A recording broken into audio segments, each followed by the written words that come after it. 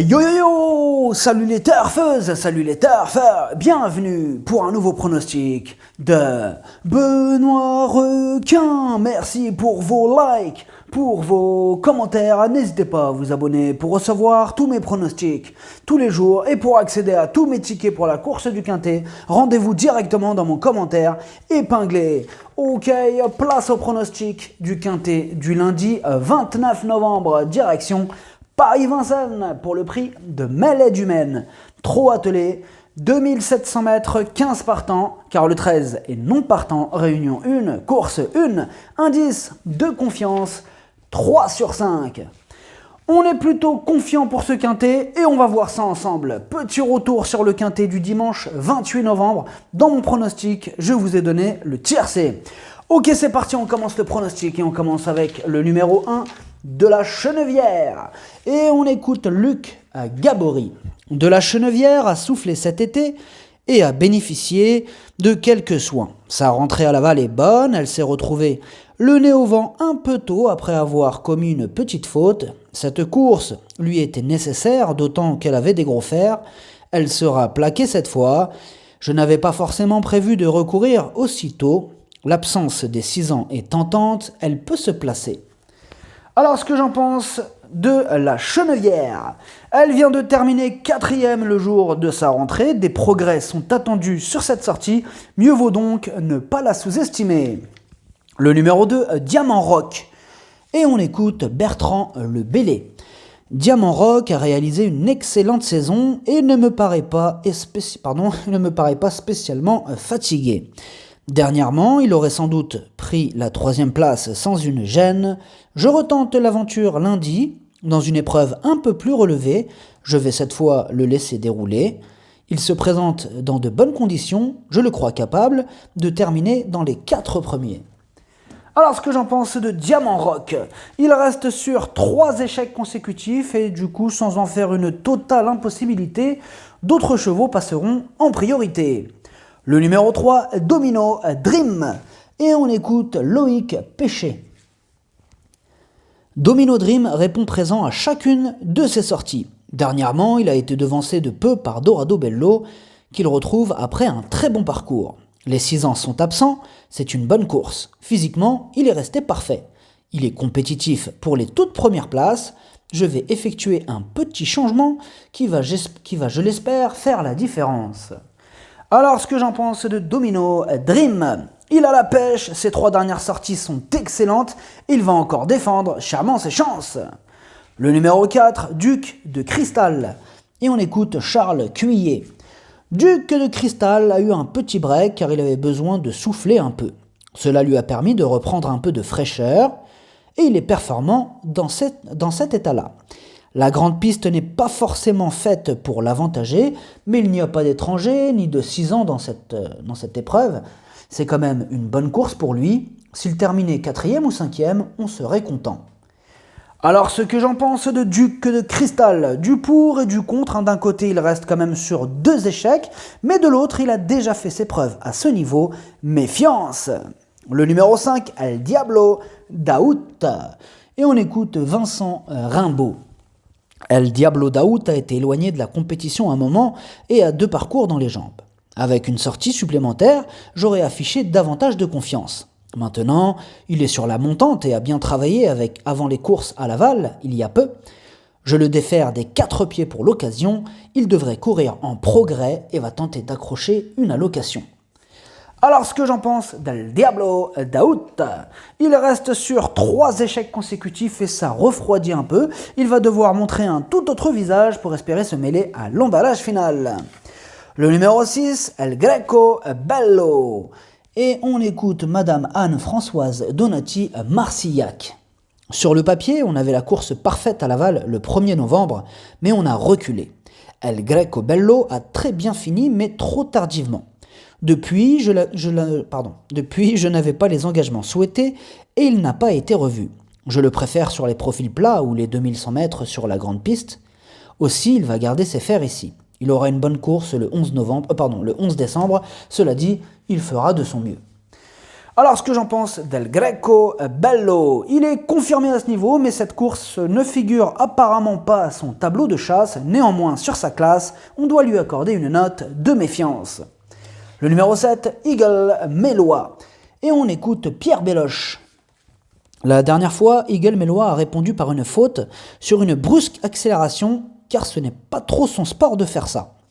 Il aurait été dans le coup sans cela. Il faut effacer cet échec, cet engagement est coché depuis un moment, cela paraît être une belle occasion pour qu'il refasse parler de lui, il faut plus le ménager sur la grande piste que sur les pistes plates.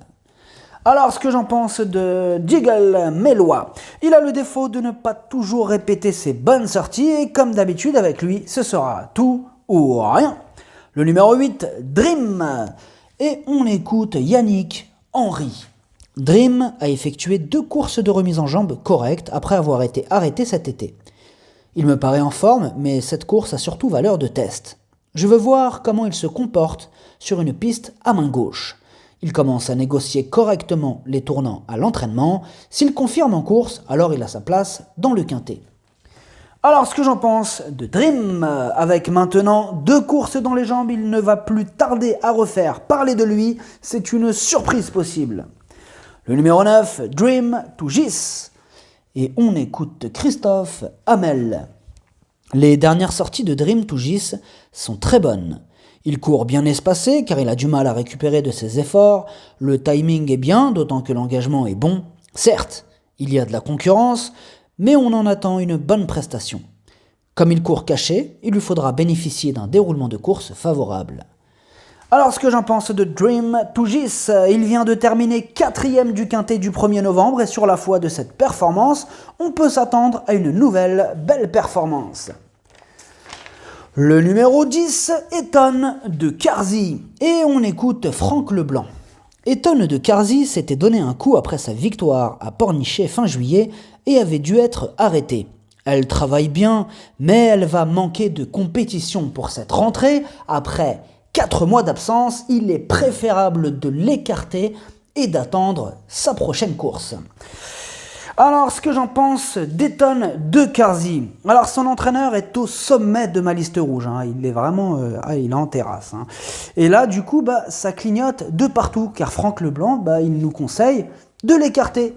Et oui, Franck Leblanc, il nous l'a déjà fait plusieurs fois à l'envers. Mais la différence aujourd'hui, c'est que grâce à ma liste rouge, vous êtes prévenus.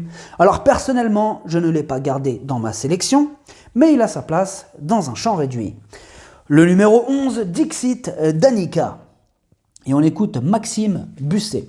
En dernier lieu, Dixit Danica n'a pas été très heureux dans le dernier tournant. Il aurait été minimum 3e, voire même 1er. Comme il n'est pas très maniable, il a fait la faute. Il est meilleur corde à droite, mais s'adapte à gauche. Cela fait un moment que j'ai vu cette course-là et je l'ai préparé pour. Je préfère qu'il se fasse ramener. Je fais le déplacement avec des ambitions. Alors, ce que j'en pense de Dixit Danica, la régularité ne fait pas partie de ses principales qualités. Ses performances dans les quintets penchent du mauvais côté. Question de feeling. Le numéro 12, Étoile de Kenny. Et on écoute David Thomas.